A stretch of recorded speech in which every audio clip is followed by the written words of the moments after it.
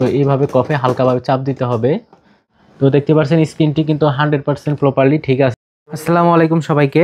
স্ক্রিনে যে টিভিটি দেখতে পাচ্ছেন এই টিভির সমস্যাটি হচ্ছে ব্লু কালার হয়ে গেছে, অর্থাৎ টিভির যে স্ক্রিনটি আছে সেই সম্পূর্ণ স্ক্রিনটি কিন্তু এক কালার হয়ে গেছে।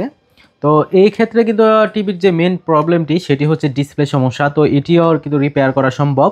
তো এই সমস্যাটি কিভাবে সমাধান করলাম সেটি ভিডিওতে তুলে ধরার চেষ্টা করব।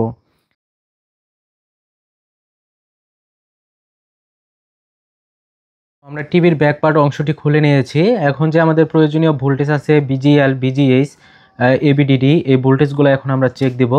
তো প্রথমত আমরা এর যে বিজিএল ভোল্টেজটি রয়েছে সেটি দেখব যে আসলে প্রপারলি ঠিক আছে কিনা।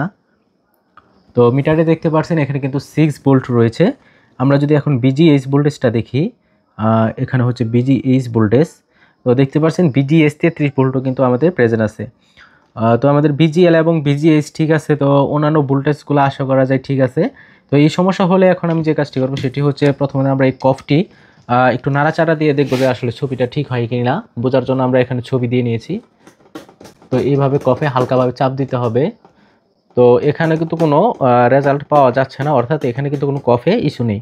তো এক্ষেত্রে আমরা এলবিডিএস কেবলটি একটু নাড়াচাড়া দিয়ে দেখব। না, এখানে কিন্তু নাড়াচাড়া দিলে কোনো কিছু আসছে না। তো এখন আমরা যে কাজটি করব এটা খুবই সূক্ষ্ম বিষয়। আসলে প্যানেলগুলো কাজ করতে গেলে অনেক সময় সাপেক্ষ হয়। এখন আমি প্রবলেমটি আসলে কোন সেকশন থেকে সমস্যাটি আসছে সেটি নির্ণয় করে এরপর আমি আপনাদের ভিডিওতে দেখানোর চেষ্টা করব। তো ফাইনালি অনেক ঘাটাঘাটি করার পর আমি যে প্রবলেমটি আসলে এখানে পেয়েছি সেটি হচ্ছে এর যে এলবিডিএস কেবলটা আসলে কেবলেই এই সমস্যাটি চলে আসছে। তো কিভাবে বুঝলাম, এখানে যে বেশ কিছু ভোল্টেজের সিগন্যাল দেখতে পাচ্ছেন, 0 প্লাস, -0, এরপর হচ্ছে 1 plus, 1 minus, 2 plus, 2 minus, C plus, C minus. তো এই সিগন্যালগুলো মিস থাকার কারণে কিন্তু এই সমস্যাটি চলে আসে। তো এই প্যানেলে যে সমস্যাটি পেলাম সেটি হচ্ছে এর যে এলবিডিএস কেবলটি রয়েছে, এলবিডিএস কেবলটি মূলত সমস্যা। এই কেবলটি সমস্যা থাকার কারণে কিন্তু ডিসপ্লেতে এরকম সিনারি আসতো। তো দেখেন আমি অন্য একটি কেবল ইনস্টল করে নিয়েছি। এখন যদি টিভির স্ক্রিনটি দেখাই, তো দেখতে পাচ্ছেন স্ক্রিনটি কিন্তু 100% প্রপারলি ঠিক আছে, কোনো প্রকার নেগেটিভ বা অন্য কোনো ডিসকালার নেই। তো এখানে যে সমস্যাটি আসলে সেটি হচ্ছে এর যে কেবলটি রয়েছে এই কেবলের মূলত যে আমি বলেছিলাম যে সিগন্যালগুলো মিস থাকে, এখানে যে সিগন্যালটি মিস ছিল সেটি হচ্ছে -3, অর্থাৎ 3- কিন্তু এখানে যে সিগন্যালটি রয়েছে এটি মূলত সমস্যা থাকার কারণে টিভিতে এই স্ক্রিনটি চলে আসছিল। তো আমরা এখন টিভিটি আবার ফিটিং করে নেব।